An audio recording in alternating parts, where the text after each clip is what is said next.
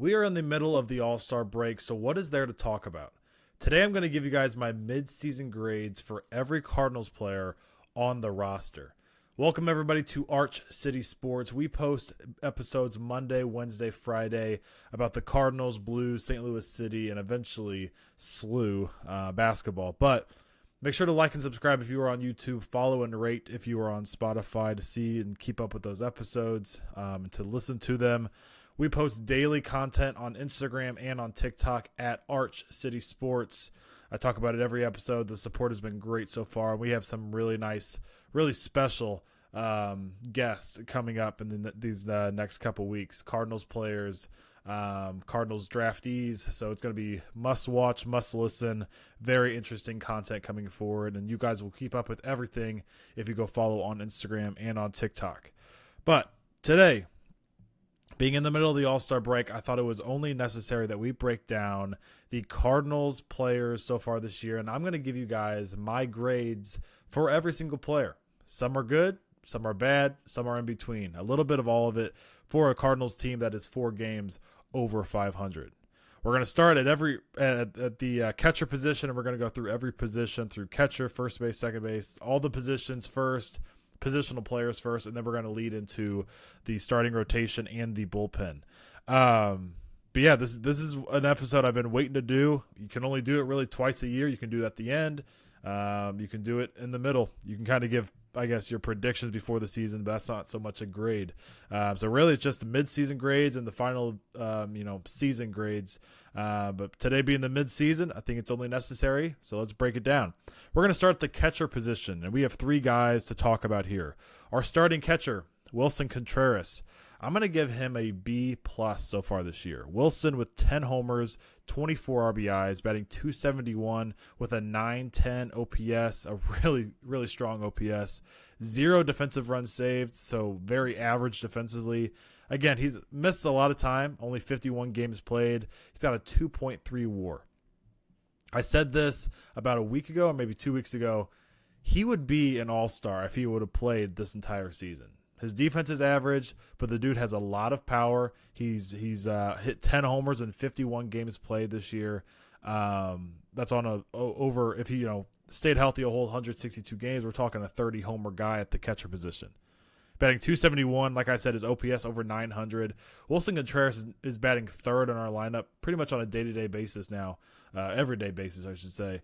And he's been producing, and I have really no complaints about Wilson. If he would have been healthy and continue the pace that he was showing in these the 51 games that he has played, we could be talking about an A so far this year for Wilson Contreras. That signing has looked really good so far this year. Hopefully we can keep him healthy, whether it be playing him a little bit more at first base to give Paul Goldschmidt some time off, whether it be playing him at DH to keep him healthy. Even if we're not playing him at catcher every day, he needs to be in the lineup every day because he's a big bat in the middle of that order. Backup catcher-wise, we have 2 options here. We're going to start with Pedro Pages. Pedro Pages, coming up from the minors, honestly, going into the season with Contreras and Herrera, unless an injury happened, Pages was probably not going to see much playing time, if any, up at the major league level. With Contreras going down, and then eventually Herrera going down, Pedro Pages filled in the starting role for several games. He's played over 30 games for us, 2 homers, 14 RBIs, batting .213 with a .599 OPS. He's not known for his offense. Defensively, 4 defensive runs saved, 0.5 WAR, but his complete control of our pitching staff has been really, really nice to see, and all of our pitchers seem to really enjoy having Pages behind the plate. I'm going to give Pedro Pages a B-. I think he's been above average from for sure what we've expected of him coming into the season, and even his play, especially like I said defensively, he's kind of like a catcher Michael Ciani. Actually, if you look at their numbers, they're very similar. Very good defensively, controls the game behind the plate. He's been a pleasant surprise, and I could see him lasting with us longer than what people would think, just because defensively he can hang around as a defensive backup catcher. The third catcher, which is kind of looking like the odd guy out right now, we'll see what the second half shows, and that's Ivan Herrera. I'm going to give Ivan Herrera the same exact grade, B minus. And Pedro and Ivan are kind of polar opposites in a way. Ivan Herrera has been great offensively, 3 homers, 19 RBIs, batting .279 with a .718 OPS. But defensively, -7 defensive runs saved, a .6 WAR, slightly above Pedro Pages. It really depends on what you want out of your backup catcher, or if you want to move Contreras to DH, what do you want out of your starting catcher? Do you want that defensive guy like Pedro Pages, or do you want a little more pop with Ivan Herrera? It's really night and day defensively. Pedro has been much better. I mean, without a doubt better than Ivan. But offensively, Ivan adds a lot to that lineup when he's healthy. Now, he did miss some time, and actually, like I said, he's the odd guy out right now. He's healthy, but in AAA with Memphis, because Pedro has had such a good impact on our rotation and our bullpen, pitching staff in general. So those are my catchers. All of them B plus, B minus, B minus. I think our catching situation without Yadi has been superb this year. I know Yadi missed last year as well with obviously, but without Yadi, what was that transition going to look like last year? That whole team was a mess last year, including the catcher position. This year seems like we kind of have our answers moving forward. Let's move on to the first base position. I'm going to throw Matt Carpenter in here as well, just because I didn't want to designate a DH spot, and he hasn't played a whole lot. But let's start with Paul Goldschmidt. It's not been a strong year for Paul, and it's been talked about a lot. We all know that. I'm going to give Paul Goldschmidt a D. I'm not going to give him an F, because this is a 36-year-old Paul Goldschmidt, and I was not expecting 2022 MVP Paul.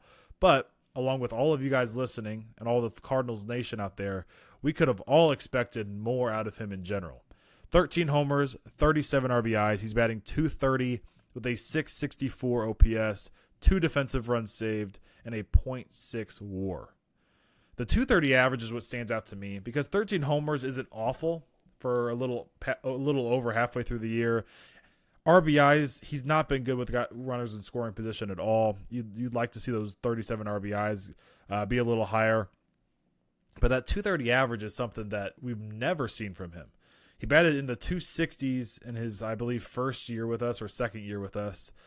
But that's the lowest of like his career, was that 264 range. .230 is very eye-popping. The bat speed has looked like it's slowed down a lot throughout this entire first half. We have a whole second half of the season for him to really get this rest now and take off in the second half. And I'm not ruling Paul Goldschmidt out from reaching that 260 average mark. And we could be talking about a C+ type season by the end of this rather than a D. But as of right now, his defense is still above average. It's not as elite as he once was. With 2 defensive runs saved. In that Gold Glove season, he had a couple of years ago, he had 9 defensive runs saved. In Arizona at 1 year, he had 14 defensive runs saved at first base. Only 2 this year, above average. And to be honest, I kind of scrap out the defensive runs saved. With the eye test, he is very smooth over there still.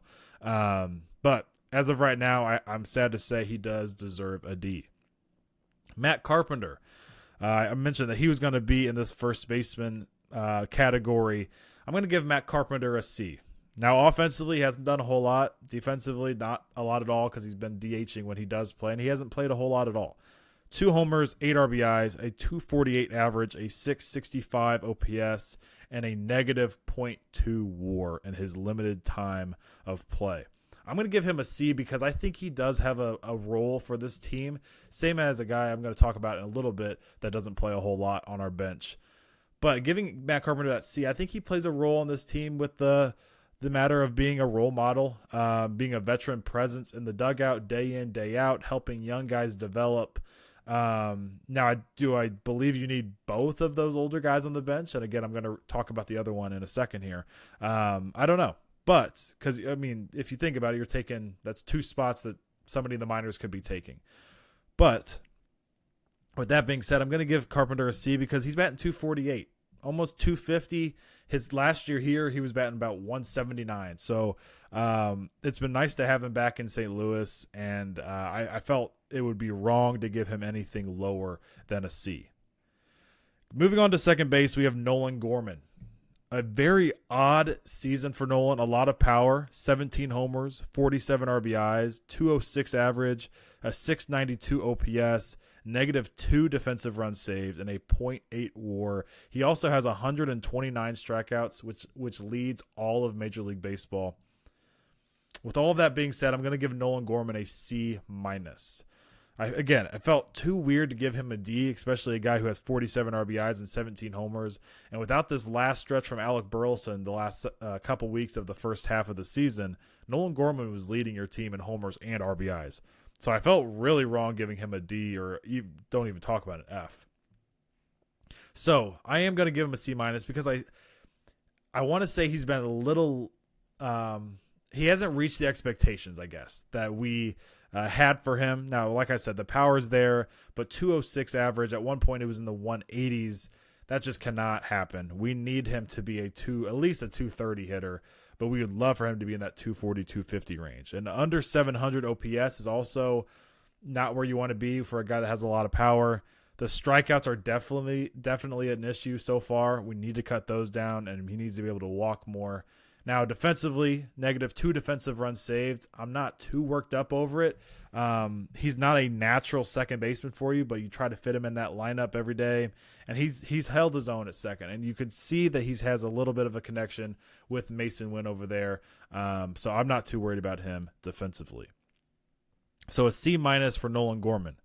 Moving on to the shortstops on our team, starting with Mason Wynn. I'm going to give Mason Wynn an A so far this year. 5 homers, 33 RBIs, a 284 average, a 739 OPS, 12 defensive runs saved is eye-popping, and then he has a 3.5 WAR. Mason Wynn coming into this season was supposed to be your 9-hole hitter that played great defense, and you were hoping that maybe he could bat 260, and you would absolutely take that. He has now become a borderline all-star shortstop with a little bit of pop every once in a while. He plays amazing defense day in and day out, and he is your everyday leadoff hitter with a 3.5 WAR. At one point, for a long stretch of time, he was batting over 300. Now, these last couple weeks, he's slipped down to 284. But Mason Wynn has been the story of the team. He is low-key. Mason Wynn has low-key become the face of the franchise in certain aspects. You see him on billboards downtown. Mason Wynn is must-watch TV every time he's in the field.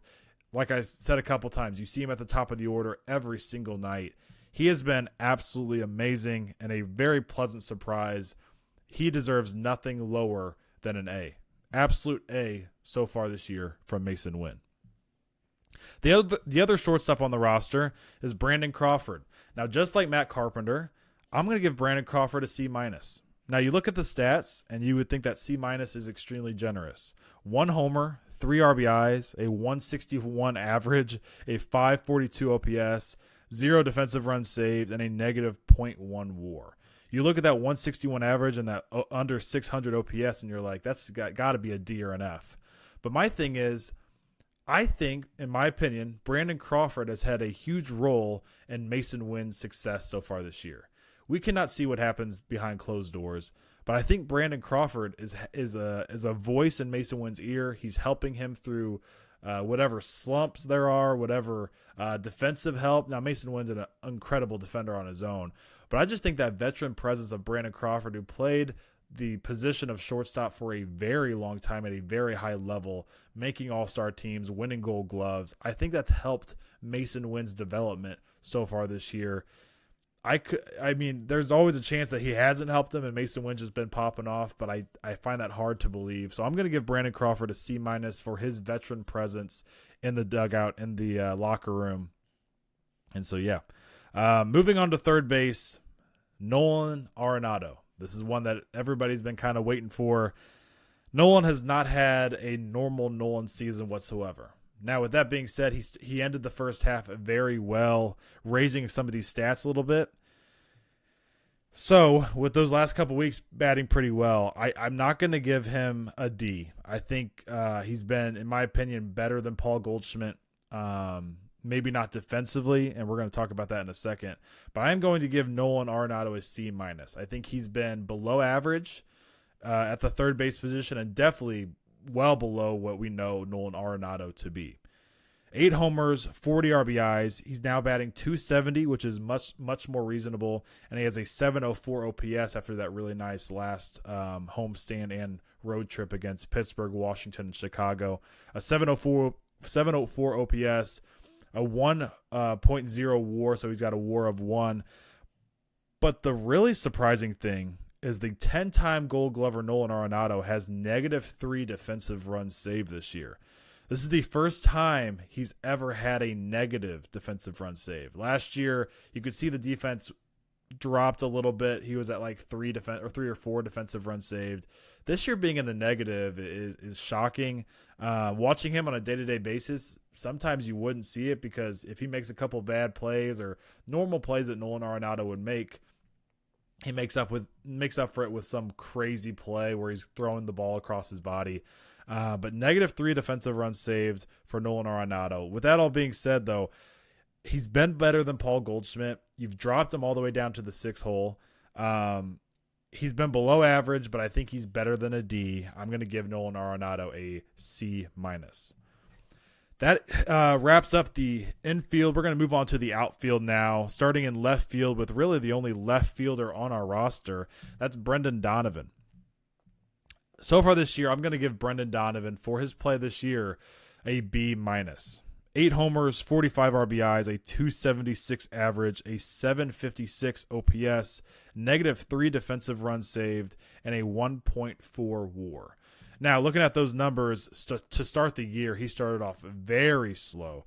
So for him to be at game 92 in the season at a .276 average, you're really liking where he's at. I think Brendan Donovan can get to a point where he's almost batting .300 by the end of the season.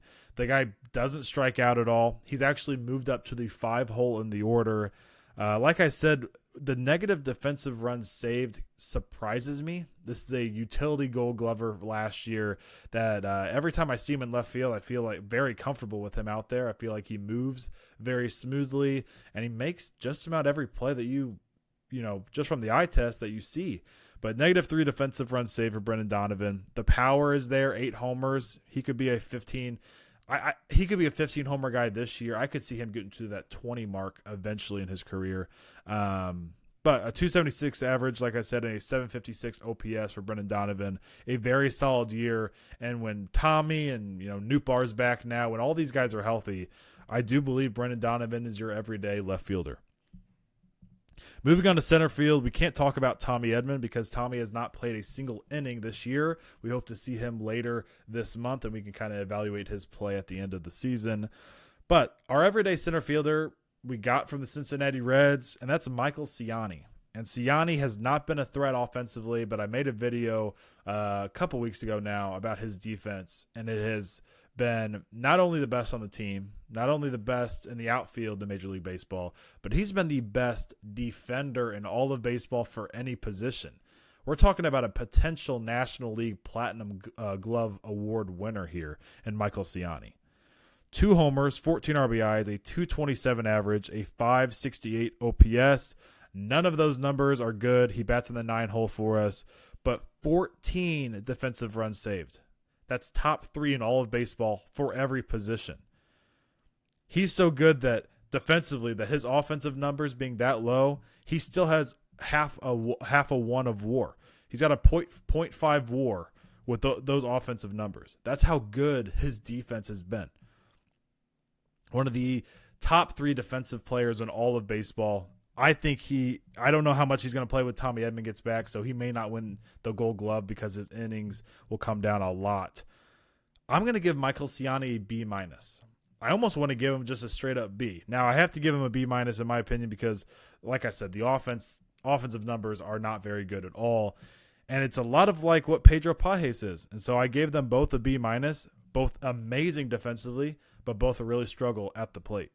Michael Ciani overall, I'm glad Tommy's coming back for the offensive side of it, and Tommy's great defensively, but Michael Ciani deserves his props for how good he's been filling in this year. We have two more right fielders before we move on to the pitching staff. Three more right fielders before we move on to the pitching staff. We're going to start with Lars Nootbaar, missing a lot of time this year, only 46 games played. I'm going to give Lars Nootbaar a C, just an average right in the middle. He has 6 homers, 20 RBIs, a 229 average, a 712 OPS, and 2 defensive runs saved, leading to a .7 WAR. Lars Nootbaar has just been kind of average. Again, I don't want to really put the blame on his play rather than he just hasn't found a rhythm. He started off the year okay, and then he got hurt for a long time, and the power's been there in his limited amount of time playing, 6 homers, but that 229 average is low for him. He gets on base enough, and he slugs enough that OPS is going to look better than what his average will look like. So that OPS is over 700. Above average in the outfield, 2 defensive runs saved. But there's another gear to Lars Nootbaar, and I just hope in this second half of the season we can keep him healthy so we can see him reach that next gear. Dylan Carlson, a very, very rough season, to say the least, for Dylan Carlson. I'm going to give Dylan a D-. I felt unfair giving him an F because his playing time, along with injuries, has really derailed him a little bit. But when he has gotten his time to play, it's not been pretty. 0 homers, no power at all from Dylan. 11 RBIs, a 211 average, a 533 OPS, -2 defensive runs saved in the outfield, so he's been below average defensively, and a -0.6 WAR. It's been a year to forget for Dylan Carlson. I don't know how much longer he will end up lasting in St. Louis, but at the same time, I don't really know what you would get from him because unlike a couple of years ago when he had almost 20 homers and was batting .270 for you, I don't know how many teams are really going to be searching for him now, and I don't know how much you're going to get back for him. But ending the outfielders on a higher note here, leaving the positional players with Alec Burleson. Alec has had a phenomenal season last year, hitting the ball hard everywhere, but just wasn't getting the results for it. And honestly, earlier this year too, the same exact thing, was hitting the ball hard, barreling a lot of things up, but just nothing was resulting from it. These last couple months, he's been one of the best hitters in baseball. 17 homers, 53 RBIs, a 288 average, an 814 OPS, -6 defensive run saves. We know he's not known for his defense whatsoever. This dude just absolute hits. He's hit at every level up through the minors to now. And a 1.4 WAR for Alec Burleson. I'm going to give Alec a B+. Just the only reason he doesn't get an A is because his defense is very below average. He could eventually be your everyday first baseman. If Paul Goldschmidt continues to struggle, and even if Paul turns it around, he is going into his 30s. This is his 37-year-old season. He will be turning 37 in September. So you need a first baseman, and you didn't draft one because those guys were off the board, Nick Kurtz and those guys. So Alec Burleson might be your guy to play everyday first base in the next couple years for the next, hopefully, 10, 15 years. And we'll see how he is defensively at first base. But offensively, the dude rakes. He's raked all the way through the minor league system up to now, and I just feel good for him. I made a video about him yesterday or 2 days ago. He's a borderline all-star this year. I think he's going to make several all-star teams in his career.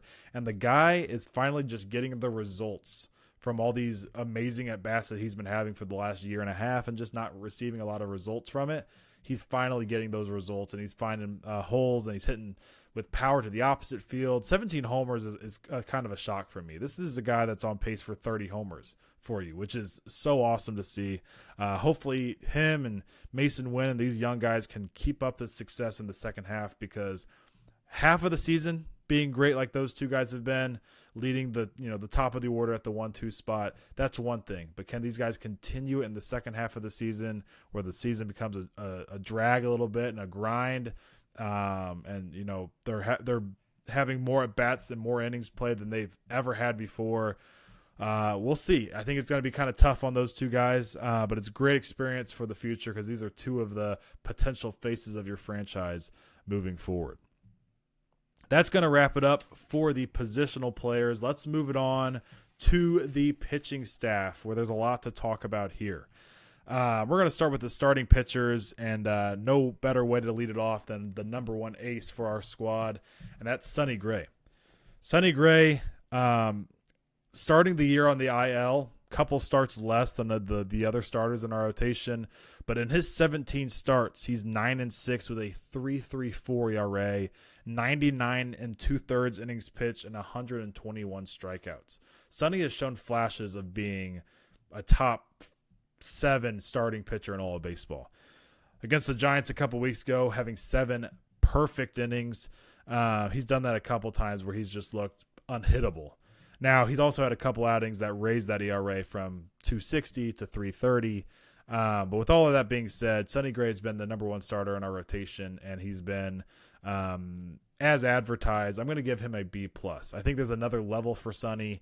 And Sonny, the 99 innings is nice. He just doesn't give you – I feel like he's been able to or I guess I should say he's been in situations to give you more innings, and he's – wanted to be taken out of the game due to himself or whatever. I think there's another gear for Sonny, and I think we might be able to see that in the second half. So maybe him calling himself out of the game, it hasn't been a bad reason, because maybe it'll pay off in the end here. Lance Lynn, our number 2 starter, 5-4, a 4.39 ERA this year, 19 starts and 96 1/3 innings pitched, 92 strikeouts. I'm going to give Lance Lynn a B-. Before his last, or 2 starts ago against Washington, where he gave up 10 runs, his ERA was sitting in the mid-3s all the way down to, I believe it was at 3.30 at one point. I'm very high on Lance Lynn. He eats up innings. He shows up every 5th day to start for you. Now, I say eats up innings. I think he's another guy like Sonny that could eat up even more in the second half of the season. He's at 96 innings pitched. I think he's going to be at that 200 mark by the end of the season. Overall, a very solid year from Lance Lynn. I think ideally he's your number 3 starter, and Kyle Gibson is your number 4, and Sonny's your number 2, but there's not a whole lot of starting pitching out there to go get. And so Lance Lynn, Kyle Gibson, 2A and 2B have been very solid for you guys, very solid for us. Kyle Gibson, the aforementioned Kyle Gibson, I'm going to give Kyle a B+. He has been a very pleasant surprise. Before he got kind of rocked around by Chicago this last time out, his ERA was under 4. Right now it's at 4.16. He's 7-3 in his 18 starts, 96 strikeouts and 101 innings pitched. This guy has been eating up innings, especially when we needed it these last couple weeks. Kyle Gibson has been a pleasant surprise. He's just been a horse for us in the middle of our rotation, and hopefully he can continue the success into the second half. Now the back part of our rotation.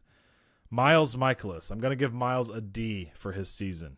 I don't want to give it an F because the dude has eaten up a lot of innings for us. He's 7-8 with a 5.13 ERA, 20 starts, which leads our rotation. He was actually our opening day starter against Los Angeles.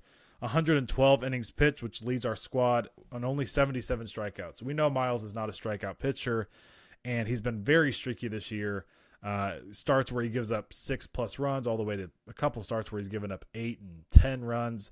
But then he goes through a whole stretch in the middle of May and June where the dude was dominating, giving up 3 or fewer runs and like 8 straight starts of 3 or fewer runs, and was really rolling. And then he had another bad outing against Chicago the other day. So this past weekend, I'm gonna give Miles a D.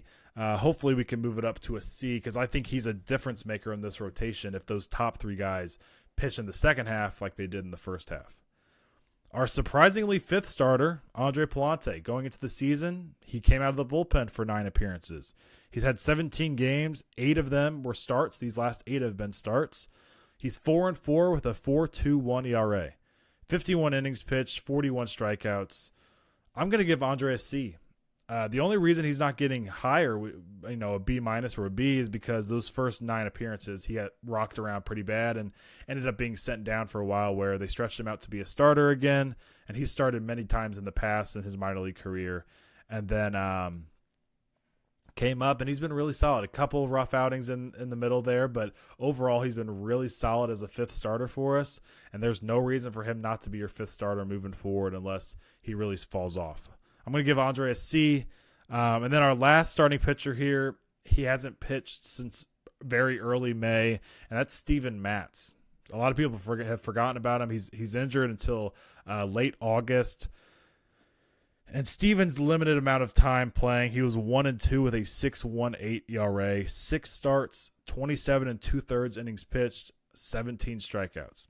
He actually, his first couple starts looked really good, and then got really rocked around in his last couple. With that being said, I'm going to give Steven a D.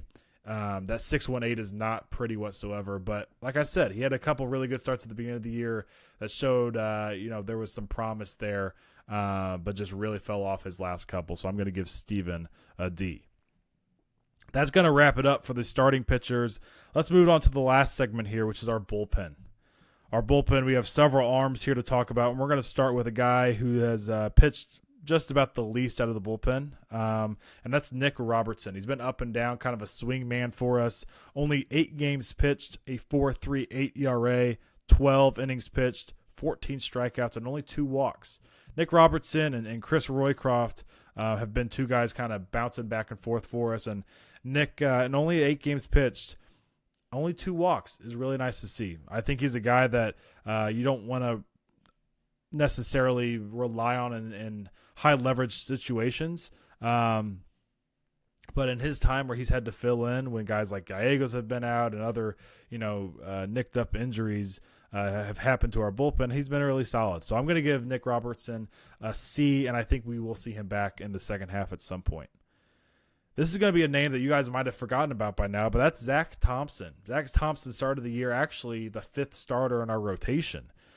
He's 0-2 in his 5 games pitched, only 2 starts. Like I said, only 5 games pitched this year. 17 innings. He had an ERA over 9, 20 strikeouts, and 8 walks. A lot of walks, a lot of hard hit percentages against him. Zach Thompson has been in the minors since May, or since April rather. And he's going to be the first guy I actually give an F here. I'm going to give Zach Thompson an F. He was a guy coming into the season that was supposed to be part of your either part of your rotation or part of your bullpen. Like Zach Thompson was supposed to be a lefty that you had at the major league level all year long and was supposed to play a pretty high role a big role for us.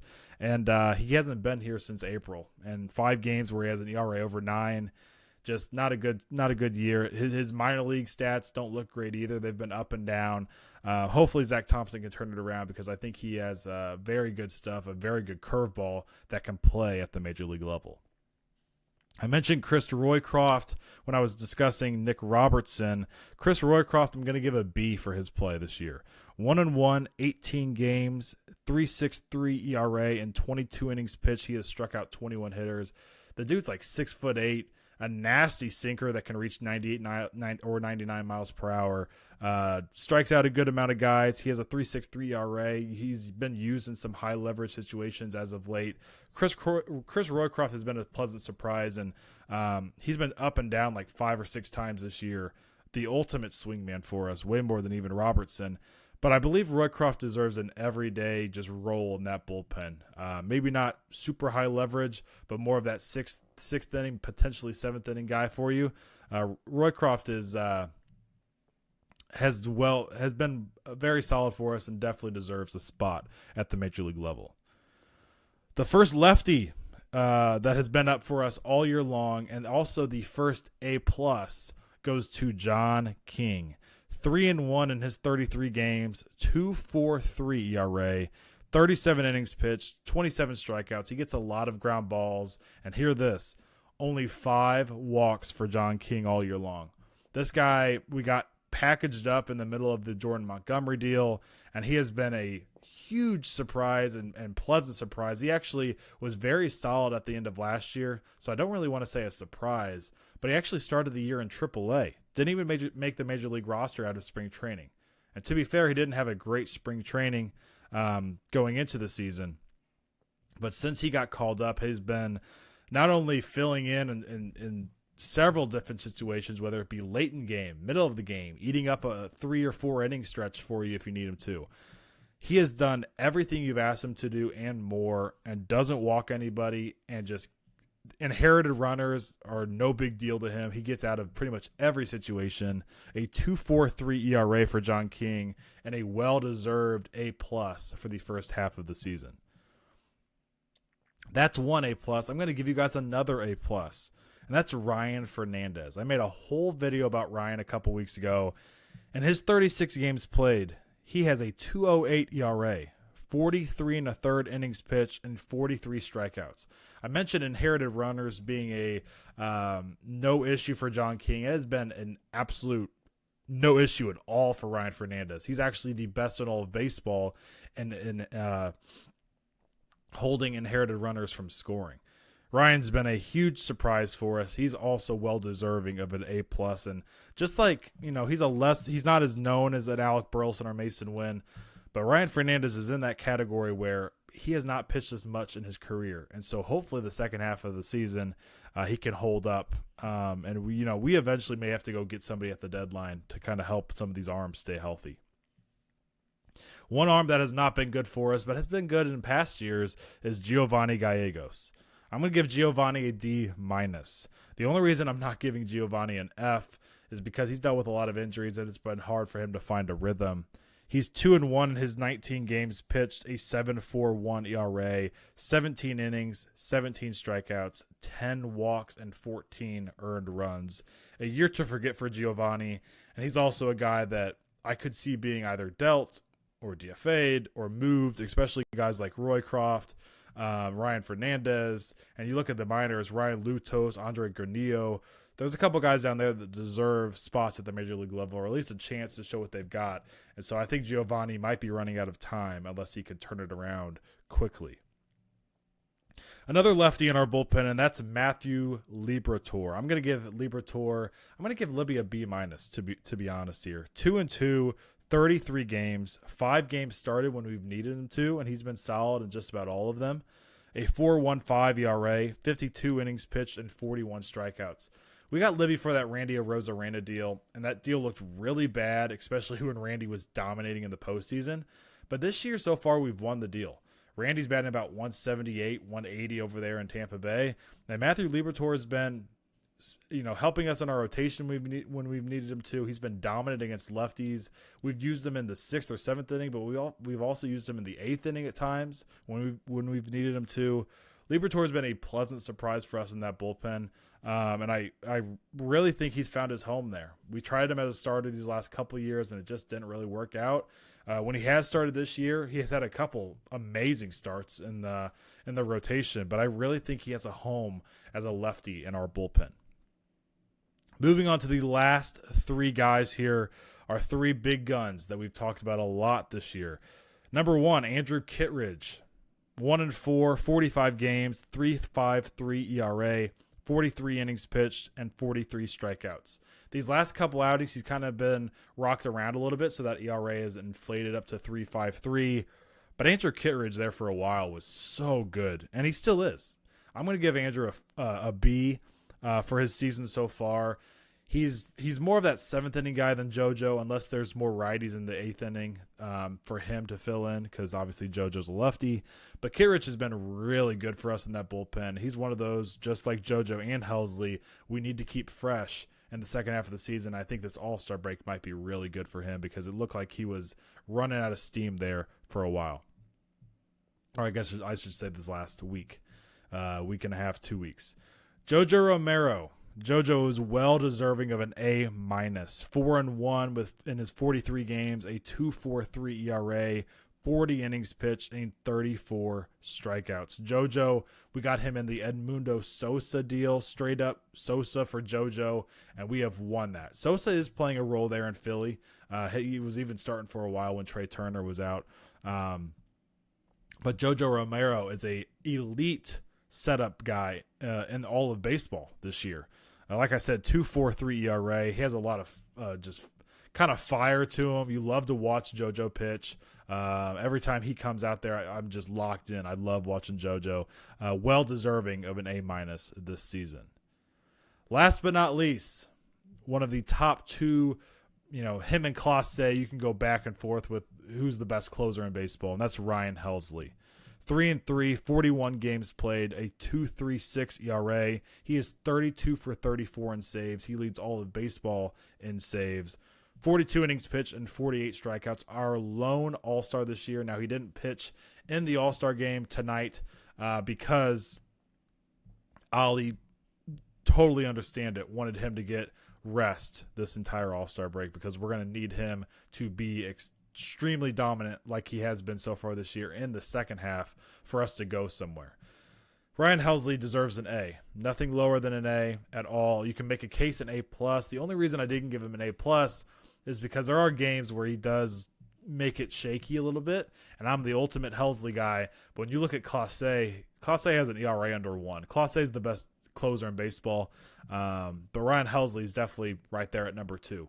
And so I think Helsley deserves definitely an A for his season so far. He is very close already, 16 saves away from tying the Cardinals single season record held by Trevor Rosenthal. Great season for Helsley. Great season. To be honest, a really good season for our whole roster this year. A couple guys, there was a couple, or just I guess one F thrown in there. But there are a couple guys with D's that can obviously get those up in the second half of the season. But we're not at a bad spot. Now, there is one other guy to talk about before we wrap up this episode, and that is our manager. That's Ollie Marmol. I was not very high on Ollie these last couple years, but I'm going to give credit where credit is due, and that is for Ollie this year. I'm going to give him a B. He's had good lineup decisions, in my opinion. I love the addition, or not so much addition, but putting Mason Wynn at the top of the order, putting Burleson in the 2-hole. I don't love Goldschmidt batting cleanup still because he's not been great with runners in the scoring position. And those top 3 guys, Wynn, Burleson, and Contreras, are on base all the time. But moving Brendan Donovan to the 5-hole, having some guts to move Arenado down to the 6-hole, definitely got to praise Ollie for that.